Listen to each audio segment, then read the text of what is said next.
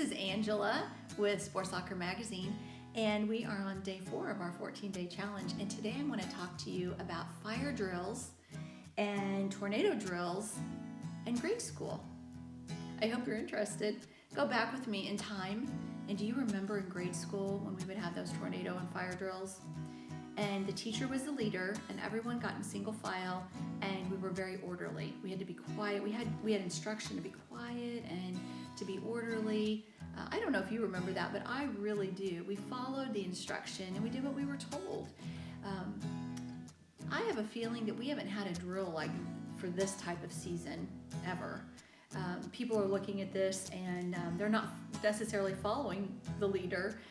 They're getting panicky, they're getting out of line, they're not doing what they're sometimes supposed to do, and it's causing a lot of anxiety and panic in people that it just shouldn't be that way. We need to stay orderly and we need to be following the directions, but not adding a lot of drama to that. So that was a good lesson to take away when I thought about that earlier today. But I'll tell you what, things come, things go. Those fire drills, those tornado drills, they came, they went. Those storms came, those storms, they went. We knew what to do. In this situation, here's what I'm going to recommend. Let's look back, step back away from the totality of the picture and take it apart a little bit. Most adults who are listening to me have either lost a job before, or maybe they didn't have a job and they began to have to look for a job.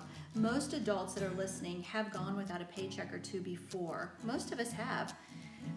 Most of us have been sick before, and sometimes very, very sick. I remember when our daughter was 3 years old, we lived in Washington, Missouri, and Kirk and I contracted an Asian flu, and we could not care for our daughter. We just couldn't. We crawled around on the floor to go into the bathroom, to go try to find anything that we needed. We literally had to crawl on the ground. And so my parents came and picked Kate up and took her away until we recovered. I could have called the doctor 20 times. There was nothing I could take for it. It had to run its course. It was a virus. At that time, we didn't have social media and internet. And so just a handful of people knew that we had that going on. It wasn't our entire community that knew, but it was an illness that was spreading. But the panic and fear of it wasn't spreading. And that's the difference. And it came and it went. And that was so many years ago.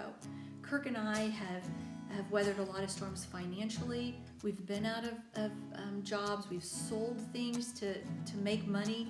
We've done things like that. We're not coming at you because we haven't had trials and tribulations of our own. But I want to encourage you, things come and things go. This has come. We may not have had a drill for it, but I'll tell you what, if you'll sit back and look at it a little differently and you'll take it apart and take all of the cray-cray emotions out of it that are floating around in the atmosphere, if you'll look at that, you'll think, I remember when I didn't have a job and I was looking for one.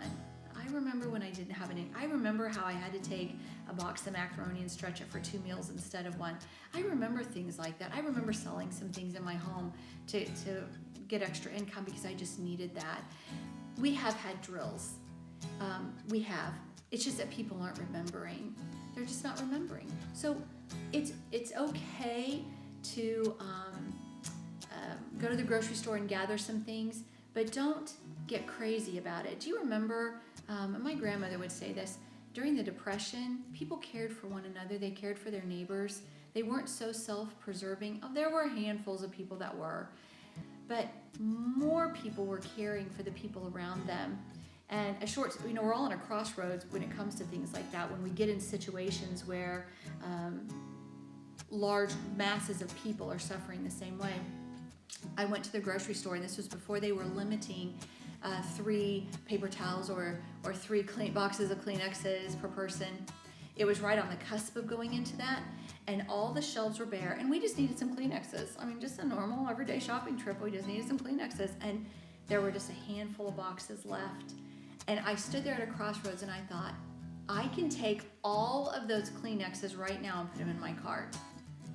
Or I can take what I need for now, trust that they will make more, and allow someone coming up next to me to grab a box as well. That's what we want to concentrate on. This will pass. Things come and things go. And you have been drilled. You have been drilled. This isn't something so scary and new. Take it apart. Look at the pieces of it. You can overcome this. And finally, think about others. Think about the neighbors, family members, not in a scary way, but think about how you can be peaceful and share with them the things that you have.